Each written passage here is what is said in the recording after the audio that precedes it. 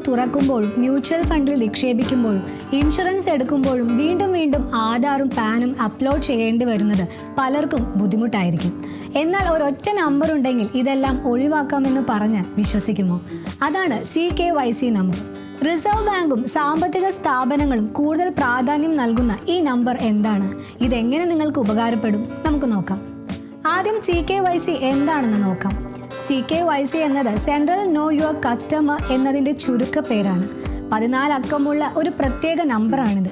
ഒരിക്കൽ CKYC പൂർത്തിയാക്കിയാൽ നിങ്ങളുടെ photo, Aadhaar, pan, മറ്റ് തിരിച്ചറിയൽ രേഖകൾ എല്ലാം ഒരു സുരക്ഷിതമായ കേന്ദ്ര ഡാറ്റാബേസിൽ ഡിജിറ്റലായി സൂക്ഷിക്കപ്പെടും.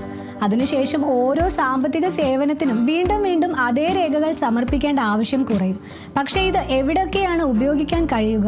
പുതിയ ബാങ്ക് അക്കൗണ്ട് തുറക്കാൻ, മ്യൂച്വൽ ഫണ്ടിൽ നിക്ഷേപിക്കാൻ, ഡിമാറ്റ് അക്കൗണ്ട് ആരംഭിക്കാൻ, ലൈഫ്, ഹെൽത്ത് അല്ലെങ്കിൽ ജനറൽ ഇൻഷുറൻസ് വാങ്ങാൻ, ലോൺ അല്ലെങ്കിൽ ക്രെഡിറ്റ് കാർഡ് അപേക്ഷിക്കാൻ, പേടിഎം, ഫോൺപേ പോലുള്ള ആപ്പുകളിൽ ഫുൾ KYC പൂർത്തിയാക്കാൻ, NPS പോലുള്ള സർക്കാർ പദ്ധതികളിൽ രജിസ്റ്റർ ചെയ്യാനും CKYC നമ്പർ ഉപയോഗിക്കാം. ഇതിൻ്റെ ഏറ്റവും വലിയ നേട്ടം ഒരു KYC പല സേവനങ്ങൾക്കും ഉപയോഗിക്കാമെന്നതാണ്. അതുവഴി സമയവും രേഖകൾ വീണ്ടും വീണ്ടും സമർപ്പിക്കേണ്ട ബുദ്ധിമുട്ടും കുറയും. അപ്പോൾ നിങ്ങളുടെ CKYC നമ്പർ എങ്ങനെ അറിയാം?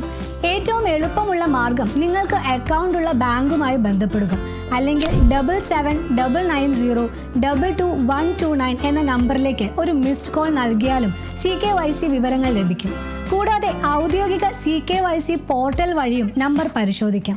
ഒരു കാര്യം പ്രത്യേകം ശ്രദ്ധിക്കണം. എല്ലാവർക്കും CKYC നമ്പർ സ്വമേധയാ ലഭിക്കണമെന്നില്ല.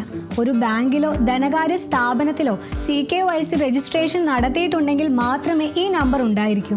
അപ്പോൾ നിങ്ങൾ CKYC നമ്പർ ഉപയോഗിച്ചിട്ടുണ്ടോ? അതോ ഇതാദ്യമായാണോ ഇതിനെക്കുറിച്ച് കേൾക്കുന്നത്?